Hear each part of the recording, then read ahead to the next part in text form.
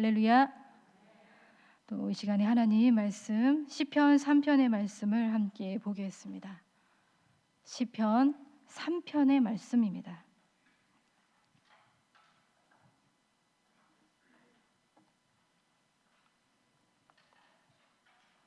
시편 3편 우리 함께 합독하시겠습니다. 시작. 여호와여, 나의 대적이 어찌 그리 많은지요. 일어나 나를 치는 자가 많으니이다. 많은 사람이 나를 대적하여 말하기를 그는 하나님께 구원을 받지 못한다 하나이다. 여호와여, 주는 나의 방패시요 나의 영광이시요 나의 머리를 드시는 자이시니이다. 내가 나의 목소리로 여호와께 부르짖으니 그의 성산에서 응답하시는도다. 내가 누워 자고 깨었으니 여호와께서 나를 붙드심이로다. 천만인이 나를 에워싸 진친다 하여도 나는 두려워하지 아니하리이다. 여호와여, 일어나소서. 나의 하나님이여, 나를 구원하소서. 주께서 나의 모든 원수의 뺨을 치시며 악인의 일을 꺾으셨나이다. 구원은 여호와께 있사오니 주의 복을 주의 백성에게 내리소서. 아멘. 시편에는 참 많은 이야기, 참 많은 인생이 담겨져 있습니다. 참 많은 시인들도 등장을 합니다. 우리가 알고 있는 저자들도 있지만 알려지지 않은 저자들까지 합한다면 수십 명의 저자에 의해서 무려 1000년의 시간 동안 기록되고 수집된 성경책이 바로 시편입니다. 오늘 우리가 읽은 이 시편 저자는 우리가 정말 잘 알고 있는 저자죠. 또 가장 많은 시편을 기록한 저자인 다윗 왕입니다. 시편 3편은 다윗이 쓴 가장 첫 번째로 소개된 시편입니다. 다윗이 쓴 시편 중에서 가장 첫 번째로 소개된 시편. 그러나 시작이 예사롭지가 않습니다. 여호와여, 나의 대적이 어찌 그리 많은지요. 일어나 나를 치는 자가 많으니이다. 이렇게 고백을 하고 있습니다. 여러분, 하나님께 선택을 받았고 기름 부음을 받았고 이스라엘의 왕이 된 다윗이었지만 왕이 되기까지도 그러했고 왕이 되고 나서도 늘 그의 주변에는 그를 미워하는 대적들이 참으로 많았습니다. 그를 오랫동안 아주 잔혹하게 시기했던 사울 왕이 있었기도 했고 오늘 본문에는 심지어 그 아들이 대적자임을 알려주고 있는 부제로 시작을 하고 있습니다. 시편이 시작되기 전에 앞에 파란 글씨로 이렇게 되어 있죠. 다윗이 그의 아들 압살롬을 피할 때에 지은 시라고 되어 있습니다. 생전에 학자들은 이렇게 말합니다. 다윗을 가장 많이 닮은 이 왕자들 중에 가장 많이 닮은 왕자가 누구인가? 바로 압살롬이라고 학자들은 말합니다. 가장 용모가 뛰어났던, 그리고 다윗인 그가 가장 사랑했던 아들인 압살롬이었습니다. 그러나 압살롬은 반역을 일으켰고 이 사실을 눈치챈 다윗이 급히 목숨을 건지기 위해서 신하들과 함께 예루살렘 궁정을 떠나서 도주하면서 지은 기도문이 바로 시편 3편의 말씀이에요. 굉장히 안쓰럽고 또 초라한 처지입니다. 여러분, 다윗 왕 노년의 시기에 불어닥친 가장 위험하고 긴장되는 위기의 이 순간, 그러한 처지에서도 다윗은 자신의 모든 상황을 하나님 앞에 쏟아내며 기도하고 있습니다. 여호와여, 나의 대적이 어찌 그리 많은지요. 기도를 시작하는 그의 마음에 비통함이 전해집니다. 여러분, 살아가면서 우리 주변에도 마음을 나눌 친구가 더 많아지고 이 5월의 화창한 계절처럼 사랑하고 사랑받는 일이 그런 일만 생겼으면 좋겠는데 기쁘고 즐겁고 감사한 일만 생겼으면 정말 좋겠는데 인생이 영 그렇지가 않습니다. 다윗의 이스라엘인 비통함이 우리 인생에도 시시때때로 찾아옵니다. 슬프고 비극적인 날들, 예상하지 못했던 배신 그리고 모함, 생각하지 못했던 사람들로부터 받은 오래된 상처, 새로운 상처와 오해들, 그러한 순간은 사실 우리가 기도하기에도 어려운, 숨이 멎는 그러한 순간이죠. 굉장히 고통스러운 순간입니다. 그러나 여러분, 바로 그러한 순간에 다윗이 그러했듯 바로 그 순간조차도 우리는 우리 마음을 하나님께 쏟아내며 기도할 수 있습니다. 우리는 시편의 기도를 통해서 알게 되는 사실이 있어요. 어떠한 상황에도 기도하지 못할 이유는 없다는 거예요.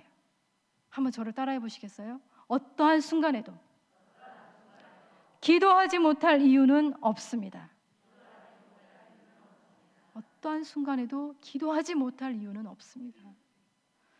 여러분, 사무엘하 25장에 의하면 다윗은 이 반역을 저지른 아들 압살롬뿐만이 아니라 그에게 가담한 많은 적들로 인해서 심지어 맨발로, 신발도 신지 못한 채로 맨발로 올리브산 언덕을 향하여 올라가고 있는 상황이었어요. 굉장히 비참하고 급박한 상황이었지만 그럼에도 이 모든 상황은 기도의 이유가 됩니다. 여러분, 우리의 모든 상황은 기도의 이유가 됩니다. 기도하지 못할 이유, 기도할 수 없는 이유는 없습니다. 혹시 지금 절박하고 절실한 상황 속에 있습니까? 아니면 기도하기에는 너무 긴급하고 바쁜 시간을 보내고 있습니까? 루터는 이렇게 말하고 있어요. 나는 오늘 너무 바빠서 다른 날보다 더 많이 기도하지 않으면 안 된다. 주님이 도와주시지 않으시면 이 많은 일들을 내가 해결할 수 없기 때문이다. 너무 바빠서 기도한다고 합니다. 여러분, 기도야말로 우리에게 가장 긴급하고도 가장 중요하고 가장 필요한 일입니다. 여러분, 그렇게 고백하실 수 있습니까? 기도야말로 가장 긴급하고 중요하고 필요한 일이에요. 우리의 모든 순간에 항상 필요한 건 바로 하나님이시기 때문에 그래요. 여러분, 다윗이 기도할 때 아름다운 언어로, 미사역으로 기도하지 않고 있어요. 지금 다윗에게 가장 중요한 건 멋들어진 시상, 식구, 언어가 아닙니다. 그저 그 순간 가장 중요한 건 지금 내 기도를 들어주시는 하나님이었어요. 하나님이 중요했어요. 여러분, 다윗이 그 상황에도 기도하는 이유, 기도하는 목적, 기도하게 되는 모든 환경 다 하나님 때문입니다. 하나님 때문이에요. 하나님이 너무 필요하고 하나님이 너무나도 간절하고 자신의 목소리를 들으시고 응답하시는 그 하나님만을 간절하게 바랐기 때문에 그는 도망가면서도 기도하고 있어요. 그리고 기도는 계속 이어집니다. 2절의 말씀을 우리 같이 한번 읽어볼까요? 시작.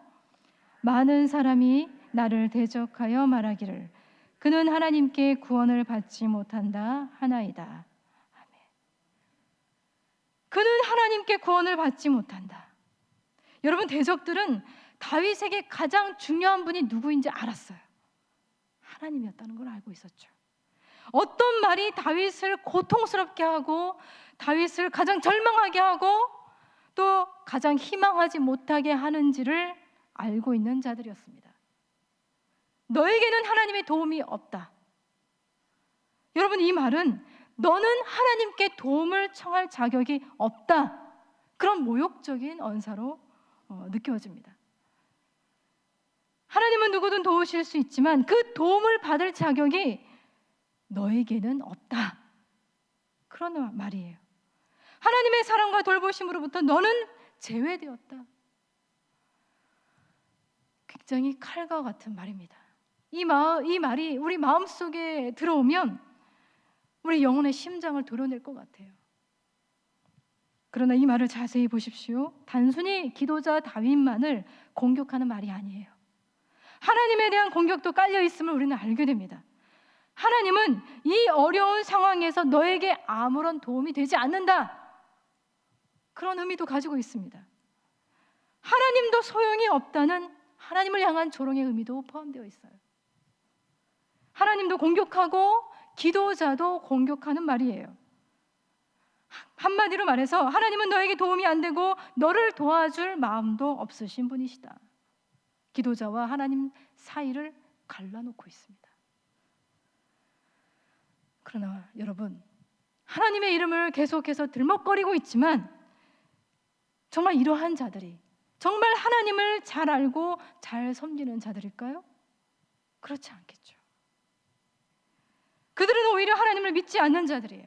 하나님을 모르는 자들이에요. 전능하신 하나님, 그분의 사랑과 그분의 도우심을 그들은 감히 측량조차 할 수 없는 무지한 자들입니다. 자신들의 기준으로 하나님을 판단하고 기도자도 판단하는 이러한 자들을 우리는 악한 사람들이라고 일컫습니다. 여러분, 사도 바울은요, 로마 교회 안에도 그러한 자들을 향하여 이러한 말씀으로 일침을 했습니다. 로마서 14장 4절의 말씀이에요. 남의 하인을 비판하는 너는 누구냐? 남의 하인을 비판하는 너는 누구냐? 그가 서 있는 것이나 넘어지는 것이 자기 주인에게 있음에 그가 세움을 받으리니 이는 그를 세우시는 권능이 주께 있습니다. 한번 저를 따라해 보시겠어요? 그를 세우시는 권능이, 나를 세우시는 권능이 주께 있습니다. 주님께 있습니다. 우리의 주인은 하나님이세요. 그런데 진짜 문제는 이러한 말을 듣고 있는 기도자 자신이에요. 기도자 자신이 이러한 공격을 수많은 사람들에게 계속해서 지속적으로 듣고 있다고 생각을 해보십시오. 얼마나 괴로울까요? 그러나 여러분, 이러한 말을 듣는 순간은 선택해야 되는 상황이에요. 기도자는 이러한 말을 들으면 선택해야 됩니다. 대적들의 말에 집중하고 몰두할 것인지 선택해야 돼요. 아니면 자신의 모든 시선을 하나님께로 돌릴 것인지를 선택해야 합니다.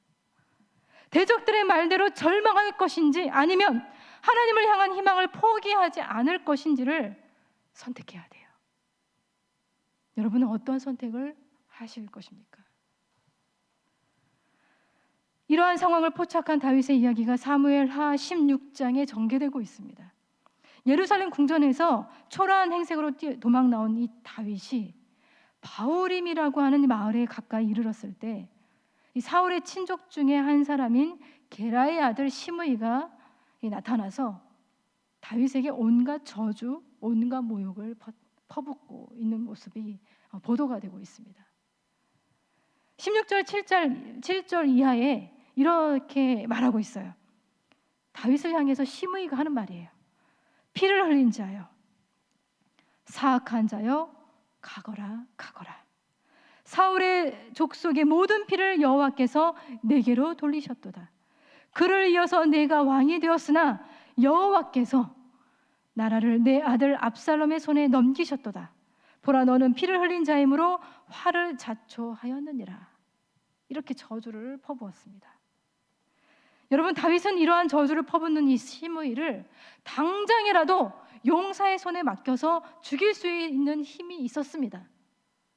단번에 쳐내릴 수 있었어요. 그러나 그는 그렇게 하지 않았습니다. 그는 오히려 이렇게 말합니다. 11절 이하에 이렇게 말하고 있어요. 내 몸에서 난 아들도 내 생명을 해하려 하거든 하물며 이 베냐민 사람이랴. 여호와께서 그에게 명령하신 것이니 그가 저주하게 버려두라. 기가 막히지 않습니까? 여호와께서 그에게 명령하신 것이니 그가 저주하게, 자신을 저주하게 버려두라 말하고 있어요. 그리고 또 이렇게 말합니다. 혹시 여호와께서 내 원통함을 감찰하시리니 오늘 그 저주 때문에 여호와께서 선으로 내게 갚아주시리라. 여러분, 다윗은 자신에게 온갖 저주를 퍼부은 시므이에게 반응하지 않았습니다. 그는 하나님을 바라보기만 했습니다. 마침내 선으로 모든 것을 갚아주실 하나님께 믿음의 눈을 들었습니다. 여러분, 다윗은 시편 3편에도 보여주고 있어요. 자신의 시선을 하나님께로 돌리고 하나님을 바라보는 것을 그는 선택합니다. 우리 3절의 말씀 같이 읽어볼까요? 시작. 여호와여, 주는 나의 방패시요 나의 영광이시요 나의 머리를 드시는 자이시니이다. 아멘. 그의 언어가 달라지고 있습니다. 하나님은 나를 돕지 못하는 자가 아니라, 나를 버리신 분이 아니라 여전히 나의 하나님, 나의 방패, 나의 영광이라고 그는 고백하고 있습니다. 다윗의 대적들은 다윗을 절망하게 하려고 몰두했지만 기도자 다윗은 그들의 말에 몰두하지 않고 오직 신앙적인 고집으로, 여러분, 이때가 진짜 신앙의 고집이 필요한 때예요. 신앙적인 고집으로 하나님만을 바라보겠다고 선언하고 있어요. 나는 하나님을 바라보겠다. 기도자 다윗은 자신의 암울한 처지, 이 상황에 절망하거나 탄식만 하는 그런 사람이 아니었어요. 그는 현실을 바라보는 정확한 안목을 가지고 있었지만 그 너머에 하나님의 도우심을 바라는 신앙적인 안목이 있던 사람이었습니다. 그건 그가 평생의 기도자로 살아왔기 때문에, 하나님과의 친밀한 관계 속에서 평생을 살아왔기 때문에 가능한 일이었어요. 4절에 그는 과거를 회상하면서 이렇게 또 고백하고 있습니다. 4절의 말씀도 함께 읽어볼게요. 시작. 내가 나의 목소리로 여호와께 부르짖으니 그의 성산에서 응답하시는도다. 아멘. 항상 그랬습니다. 그가 부르짖으면 항상 하나님은 그의 성산에서 응답하셨습니다. 기도에 귀를 기울이시고 반응하셨던 하나님, 바로 그분이 결국 나의 머리를 드시는 분이다. 나의 명예를 다시 회복하실 수 있는 분이 바로 나의 하나님이시다. 그는 그렇게 고백하고 있습니다. 여러분, 다윗이야말로 정말 기도의 체험이 많은 사람이었어요. 그는 하나님 체험이 정말 많은 사람이었습니다. 시편은 다윗의 기도 체험 고백서라고 할 만큼 그 체험이 가득한 성경입니다. 여러분은 어떠한 체험이 정말 많이 있으십니까? 어떠한 체험을 사모하십니까? 기적과도 같은 하나님의 응답을 놀랍게 여러분 많이 체험하실 수 있기를 축복합니다. 여러분, 수요 중보 기도회에서 여러분 무엇을 체험하시려고 하십니까? 사람 체험이 아니라 하나님 체험하시기 바랍니다. 이 자리에도 임재하시는 그 하나님, 지금도 여전히 말씀하시는 하나님, 우리의 도움이 되기를 원하시는 그 하나님 체험을 뜨겁게 누리시길 축복합니다. 그런데 여기 다윗을 보시기 바랍니다. 기도자 다윗을 정말 위대하게 만드는 건 가장 위기의 순간에, 가장 힘든 순간에 하나님과 만났던 그 체험을 오래된 기억 속에서 끄집어내어서 그것을 되살려내며 기도하고 있다는 사실에 있어요. 여러분, 다윗은 그러한 기도자였어요. 하나님의 마음을 압도하는 그러한 기도자였어요. 하나님의 마음에 부담 주는 기도자였어요. 그는 늘 기도했어요. 주님, 옛날에 그때 그렇게 하셨잖아요. 그래서 저는 지금도 하나님이 그렇게 도와주실 거라고 믿어요. 하나님, 그때 저에게 그렇게 은혜를 베푸셨잖아요. 지금도 은혜를 베푸실 것을 믿습니다. 그때 그 체험을 과거의 기억 속에서 끄집어내는, 그래서 더욱더 담대하게 기도하는 기도자였습니다. 여러분, 우리도 그러한 경험이 없지 않습니다. 우리도 모두 다 그러한 경험을 가지고 있어요. 우리도 끄집어내어야 할 기억들이 있습니다. 하나님은 우리에게도 세밀한 사랑, 응답하시는 그 사랑을 베풀어 주셨습니다. 우리도 힘들 때, 어려울 때 그것을 기억 속에서 끄집어내어 되살려내어서 하나님 앞에 담대히 그렇게 기도했으면 좋겠습니다. 그런데 여기 다윗의 고백을 주목하시기 바랍니다. 시므이 같은 존재들, 100명 아니 1000명이 저주하고 모욕해도 그의 대적들이 아무리 날뛰며 일어나서 온갖 저주와 모욕을 쏟아 부어도 그를 넘어지게 할 수 없었던 이유, 그는 이미 영적인 거장이 되어 있었기 때문에 그래요. 그는 6절에 이렇게 고백하고 있어요. 6절의 말씀 함께 읽어보겠습니다. 시작. 천만인이 나를 애워싸 진친다 하여도 나는 두려워하지 아니하리이다. 아멘. 나는 두려워하지 아니하리이다. 여러분, 기도자는 자신에게 벌어진 상황에 자신을 버려두거나 체념하는 자가 아니에요. 자신이 처한 현실에 자기 연민에 빠져서 푸념을 늘여놓거나 그것을 남의 탓으로 돌리는 자가 아닙니다. 우리의 기도는 그러한 내용으로 채울 수 없습니다. 기도자는 자신에게 일어난 모든 문제는 하나님의 문제고 자신의 이야기를 하나님의 이야기로 가져가는 존재예요. 그래서 자신의 원수가 하나님의 원수가 되게 하고 자신의 대적들이 하나님의 대적들이 되게 하는 자가 바로 기도자예요. 하나님과 얽히고 설키게 만드는 그러한 존재들이 바로 기도자예요. 그래서 하나님이 개입하실 수밖에 없게 만드는 사람들이 바로 기도자입니다. 바로 우리들이에요.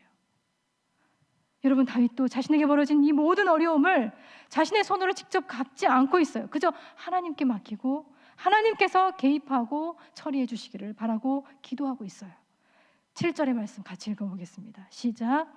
여호와여 일어나소서, 나의 하나님이여 나를 구원하소서.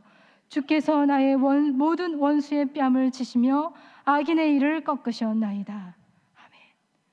우리는 시편 3편을 통해서 다윗이 그 많은 대적자들을 어떻게 상대했는지 다시 한번 생각하게 됩니다. 자신에게 찾아온 이 내적인 고통을 어떻게 극복하고 처리했는지를 보게 됩니다. 그것은 바로 다름 아닌 기도였습니다. 기도였어요. 여러분, 하나님의 사람들은 반드시 기도를 통해 자신의 인생을 완성해 가는 사람들입니다. 우리도 우리의 인생을 기도로 완성해 가야 합니다. 자신의 노년에 닥친 이 최대의 위기 상황을 보이는 인간의 힘이 아니라 보이지 않지만 가장 확실하고 가장 실질적인 구원은 하나님께 있음을 확고하게 보여준 이 다윗처럼 우리도 힘들고 어려운 순간 오직 하나님께 모든 것을 맡겨드리며 믿음의 눈을 들어 주님을 바라보며 기도할 수 있기를 바랍니다. 그러한 자들에게 주시는 하나님의 복이 바로 8절의 말씀이에요. 8절의 말씀 읽어보겠습니다. 시작. 구원은 여호와께 있사오니 주의 복을 주의 백성에게 내리소서. 아멘. 주의 복을 주의 백성에게 내리소서. 여러분, 이 시는 장르상 비탄시로 구분된다고 합니다. 인정하고 싶지 않지만 이 비탄의 장르도 우리 인생에 찾아옵니다. 그러나 여러분 기억했으면 좋겠습니다. 우리를 비탄에 빠지게 하는 상처들, 우리에 대한 사람들의 말이나 평가에 더 이상 우리의 시선 머무르거나 고정되어 있지 않기를 바랍니다. 우리의 마음이, 시선이 우리를 대적하는 사람들에게 고정되어 있다면 그것들은 우리의 마음속에서 우리를 삼켜버리는 거대한 산이 되고 말 것입니다. 그러나 다윗처럼 우리의 시선을 하나님께로 향한다면 그들의 가상적인 힘은 산산이 부서지게 될 것입니다. 그들의 말과 힘은 진짜가 아니거든요. 다윗은 이 사실을 알고 있었어요. 그래서 그 악한 대적들에게 조금도 자신의 자리를 내어주지 않고 오직 하나님께만 자신을 내어 맡기며 기도할 수 있었습니다. 그러한 자들은 5절의 말씀 함께 읽어볼까요? 시작. 내가 누워 자고 깨었으니 여호와께서 나를 붙드심이로다. 아멘. 힘들고 어려운 상황 속에서도 이러한 평안함을 누릴 수 있었던 것처럼 우리에게도 이러한 평안이 찾아올 수 있기를 축복합니다. 우리 이 시간에 기도하겠습니다. 하나님, 우리가 다시 기도하기를 원합니다. 우리의 삶의 기도가 살아나기를 원합니다. 어떠한 상황에도 모든 상황 속에서도 기도하기를 원합니다. 신세를 한탄하며 푸념을 늘여놓는 기도가 아니라 믿음의 눈을 들어서 하나님을 바라보게 하시고 우리의 시선이 하나님께 고정되게 하시고 다시 기도하고 다시 힘을 얻으며 다시 구원을 경험하게 하여 주시옵소서. 오직 주님만이 우리를 구원하시는 분이십니다. 우리도 기도로 우리의 인생을 완성해 가기를 원합니다. 우리 이 기도의 제목 붙들고 함께 하나님 앞에 기도하도록 하겠습니다. 기도하겠습니다.